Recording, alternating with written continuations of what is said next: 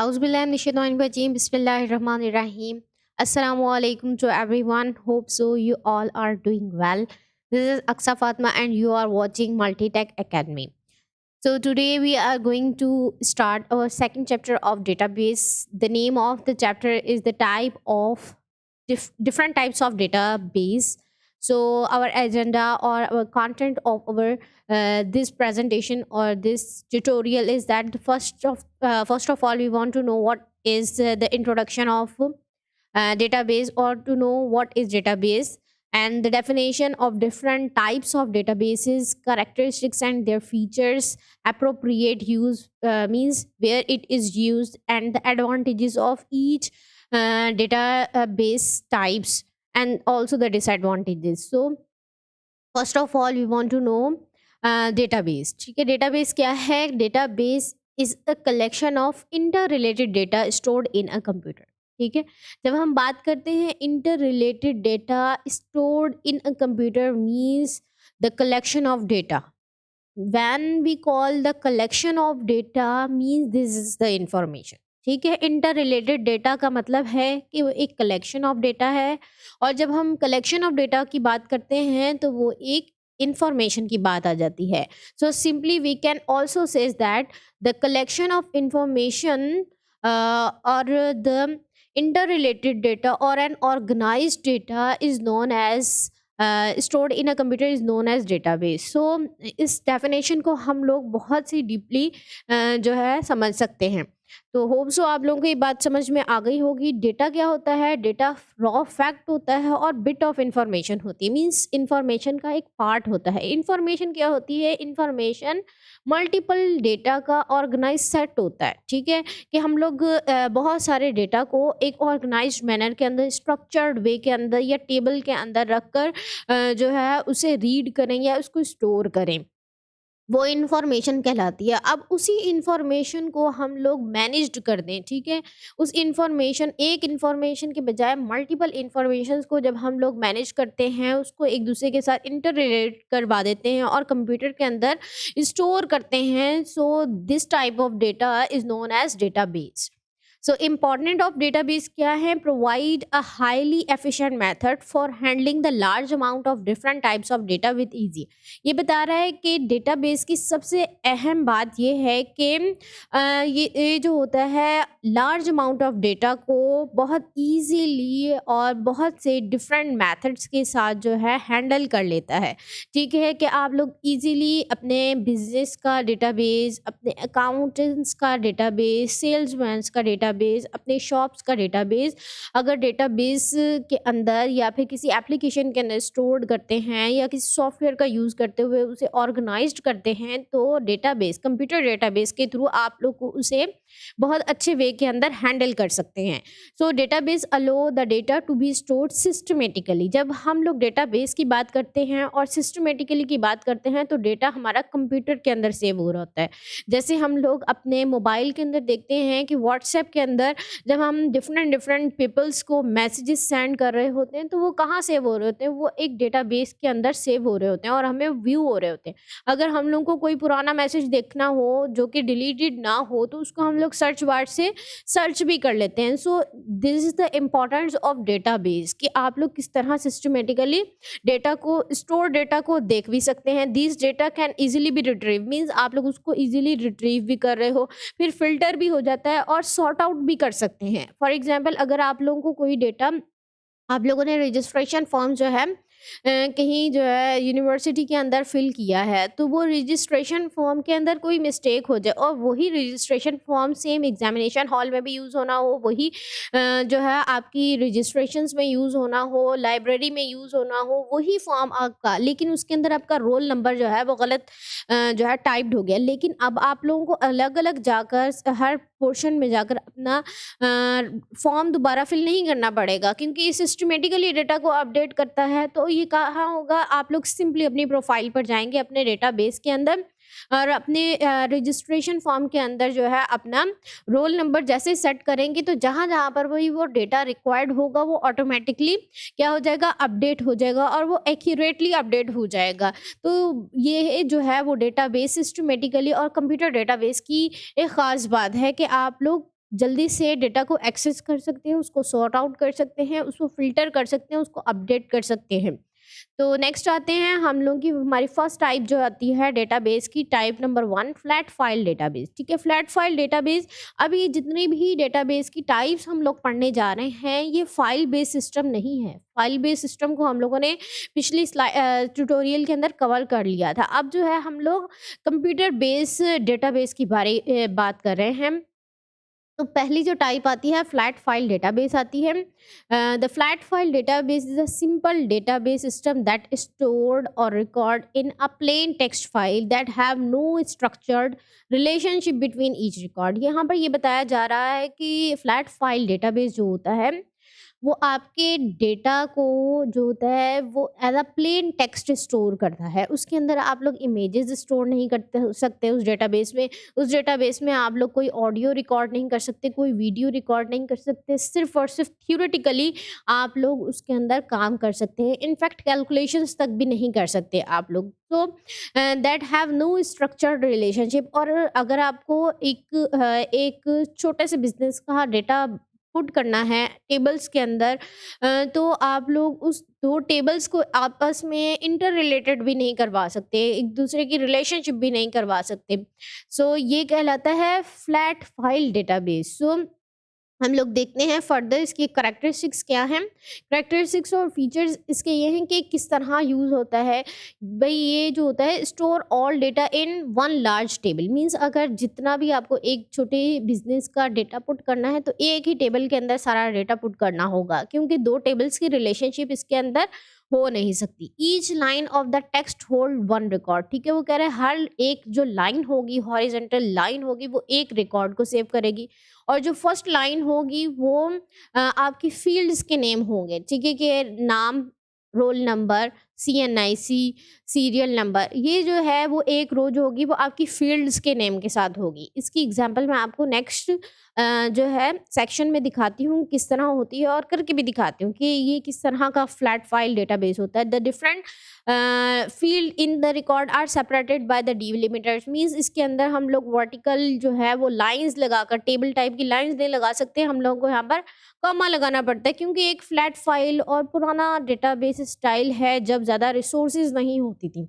No folder और path are used organize the data. ठीक है, कोई भी डिफरेंट डिफरेंट पाथ्स और फोल्डर्स नहीं बनते कि डेटा को हम लोग ऑर्गेनाइज कर सके। And can not store graphical data documents but only the text. वो कह रहे हैं कि फ्लैट फाइल डेटाबेस के अंदर आप लोग ग्राफिक्स या फिर आप लोग कोई ऑडियो वगैरह कुछ भी नहीं सेव कर सकते, सिर्फ और सिर्फ टेक्स्ट को स्टोर कर सकते हैं। फिर वही बता रहा है कि data store in it are searchable by using the keyboard phrase और बोथ। वो बता रहा है कि यहाँ पर जो डेटा सर्च होगा, आप लोगों को कोई सर्च बटन नहीं मिलेगा।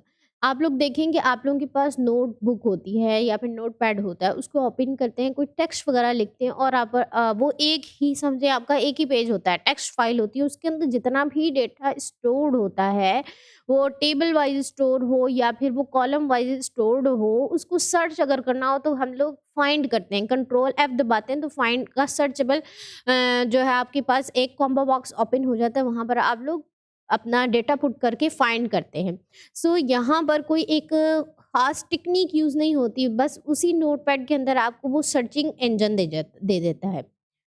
अब आ जाते हैं वेयर टू यूज़। ये यूज़ कहाँ होता है, ये बताया जा रहा है कि flat file database ideal for storing very small amount of small data that could be manually manageable. जो चीज़ आप पेपर पर लिखकर काम करके अपने पास स्टोर करते हो, उसको आप लोग नोटपैड के अंदर सेव कर सकते हो। मीन्स कि अगर आपको पेपर बेस्ड जो है फाइल सिस्टम को छोड़ना है, तो आप लोग स्टार्टिंग में फ्लैट फाइल की तरफ आ जाएँ और छोटी-छोटी, फॉर एग्ज़ाम्पल मुझे लिस्ट बनानी है किसी चीज़ की, छोटी सी लिस्ट बनानी है, ठीक है? तो ये जो चीज़ें होती हैं ये फ्लैट फाइल डेटाबेस में हम लोग स्टोर कर सकते हैं। या फिर हमें कोई नोट्स वग़ैरह लिखने हैं कि ये काम हुआ था, ये काम हुआ था, ठीक है?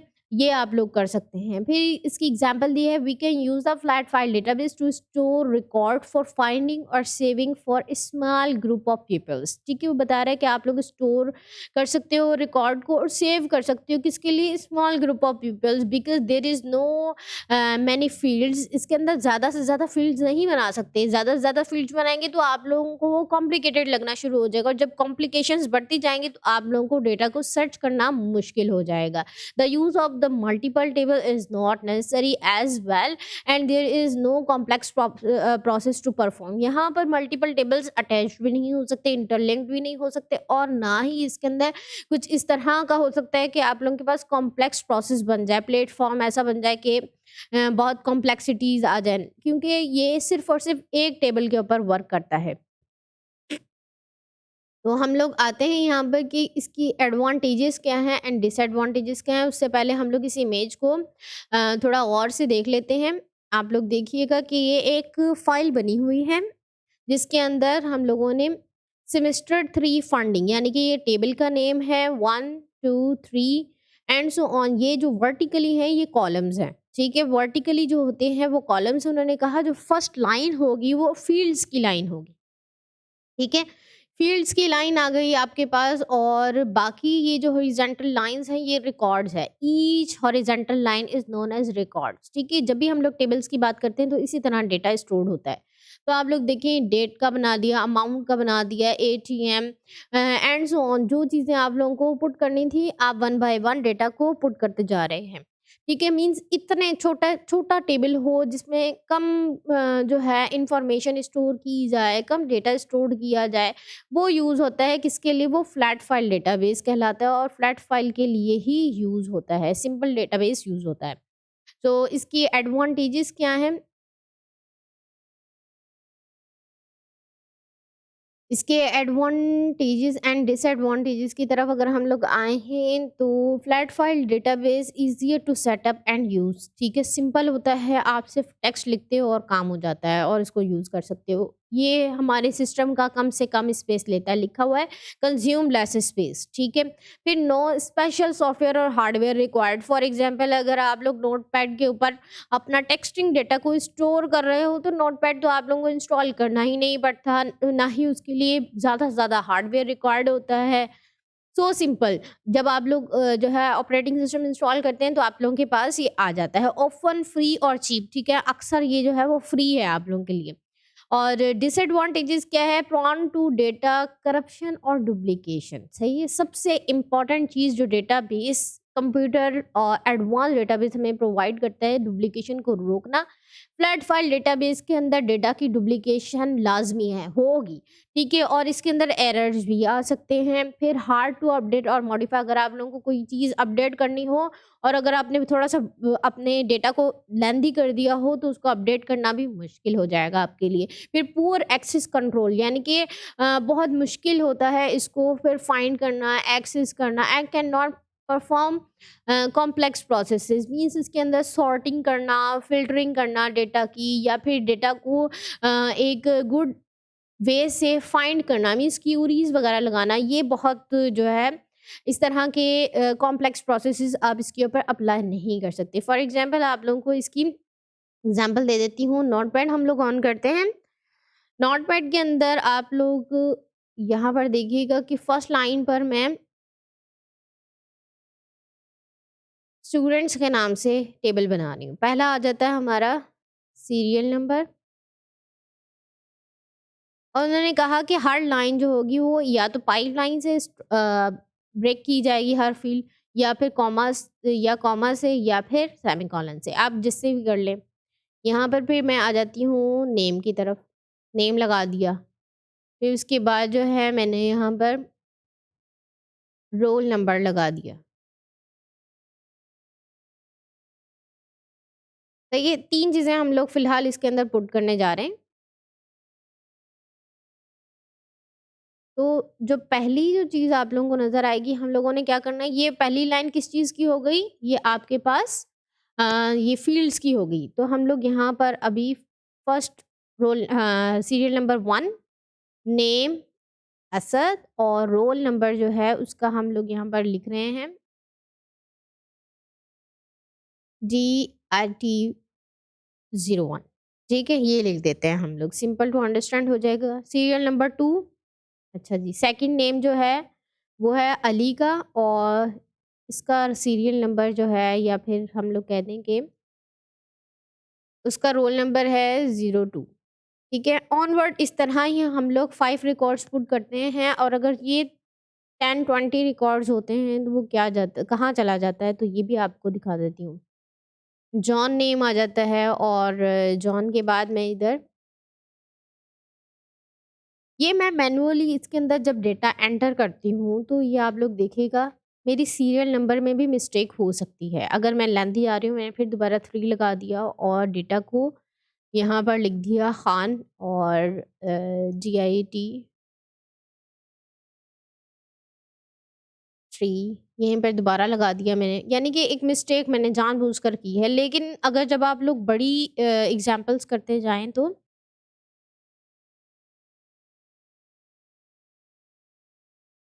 तो आपके पास ये देखें मिस्टेक्स आ तो जाएँगी, लेकिन उनको फ़ैच कैसे करेंगे ये भी आप लोगों को देखना होगा। यानी कि यहाँ पे मैं लगा देती हूँ 5, और इस रिकॉर्ड को भी क्या कर देती हूँ 5 कर देती हूँ।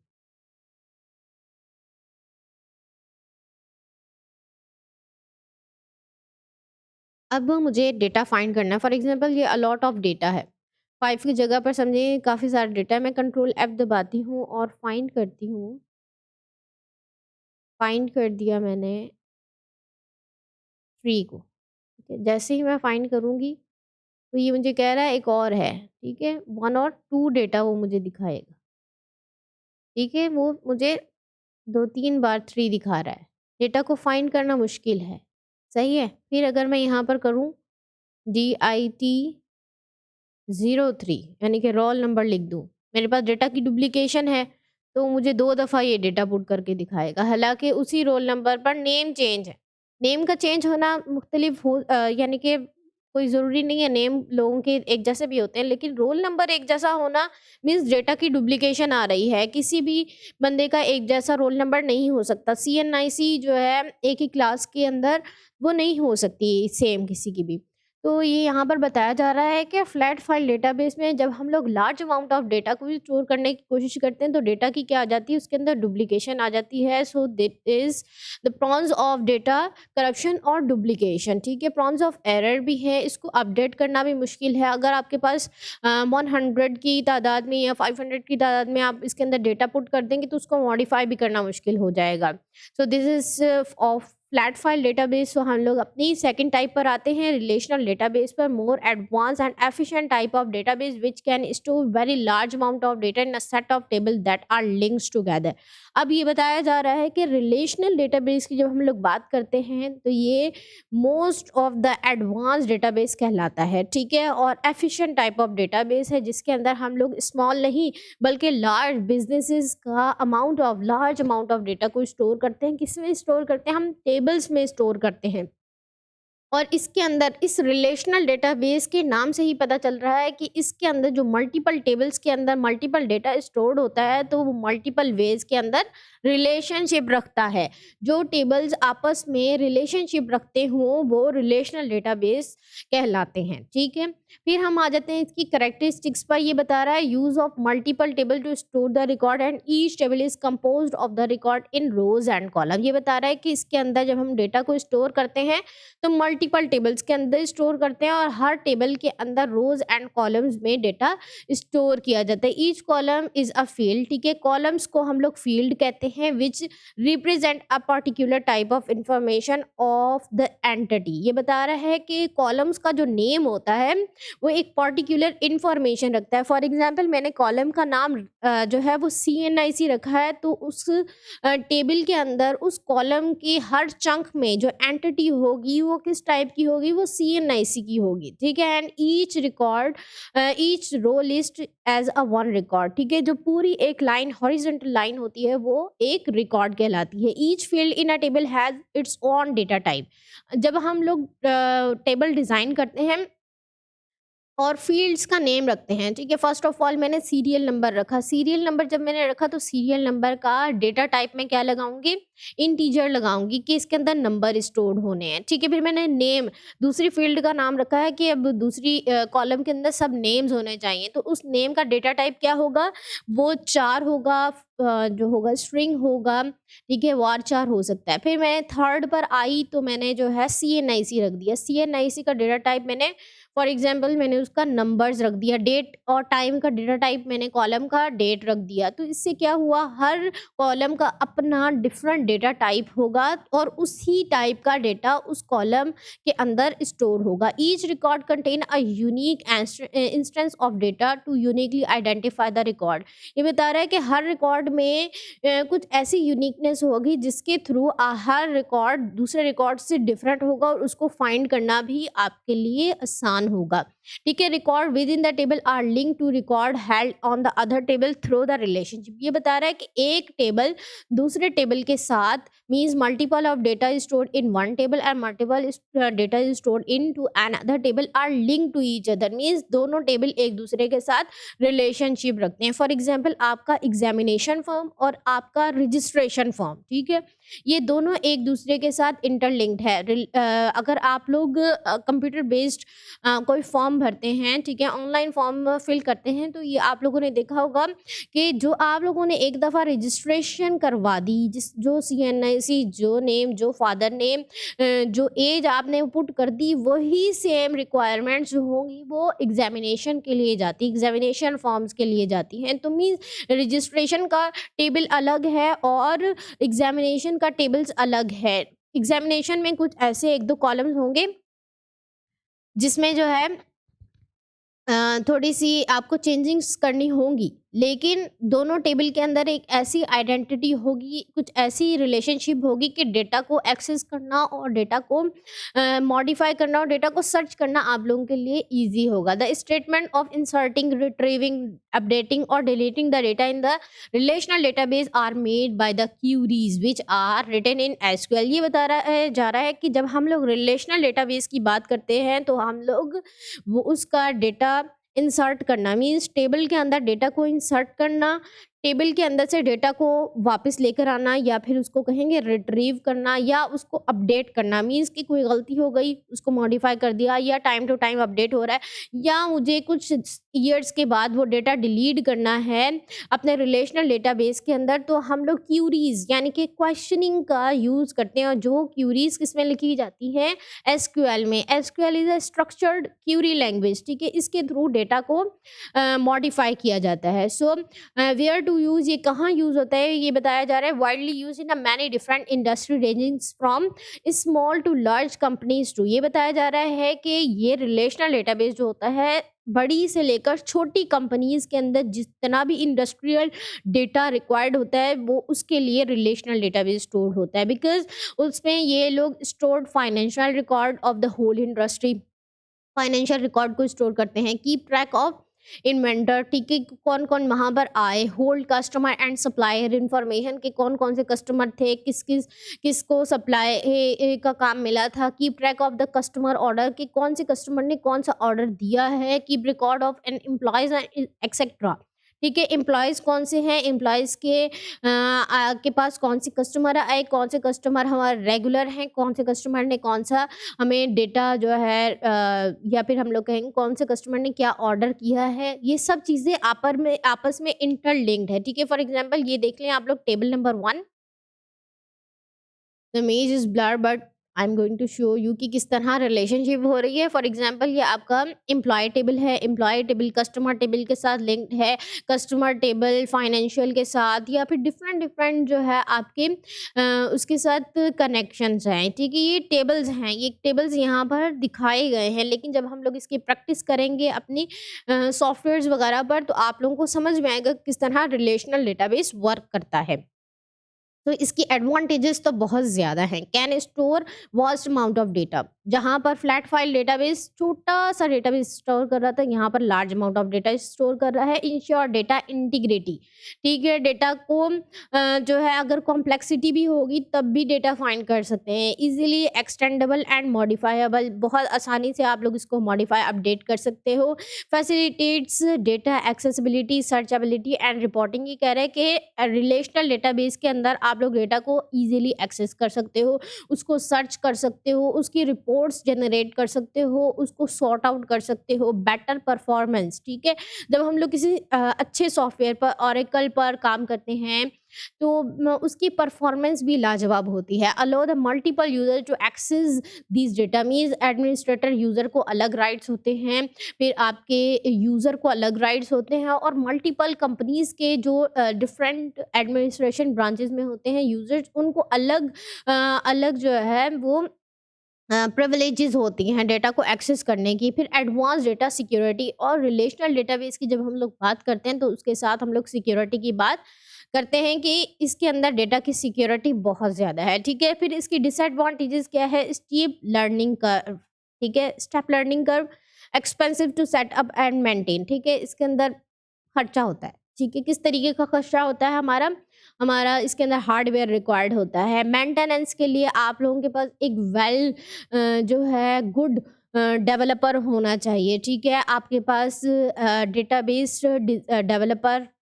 जो हो वो एम्प्लॉय होना चाहिए जो आपके डेटाबेस को सेट करे। और गुड एम्प्लॉय जो होता है वो हमेशा हमारी कंपनीज़ को जो है प्रॉफिट देता है। Required sophisticated hardware and network setup, ठीक है? जब हम लोग रिलेशनशिप डेटाबेस की बात कर रहे हैं तो means the network is required, security is required, hardware is required and good hardware is required and present a double edge sword, ठीक है? यहाँ पर यही बताया जा रहा है कि इसको हैंडल करना जो है वो एक कंपनी के लिए चैलेंज भी होता है, क्योंकि एक लार्ज अमाउंट ऑफ डेटा है, सर्वर साइड डेटाबेस स्टोर होता है, इंटर रिलेटेड होता है।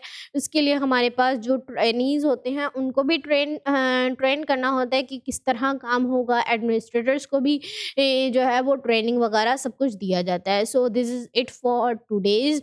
सो नेक्स्ट टॉपिक जो है हम लोग अपने कल के लिए रखते हैं। हम लोग इंशाल्लाह कल कवर करेंगे। अब तक के लिए आप लोगों को कोई क्वेश्चन हो, कोई चीज़ ना समझ में आई हो, you can ask easily, I will explain again. और होप सो कि आप लोगों को समझ में आ गया होगा।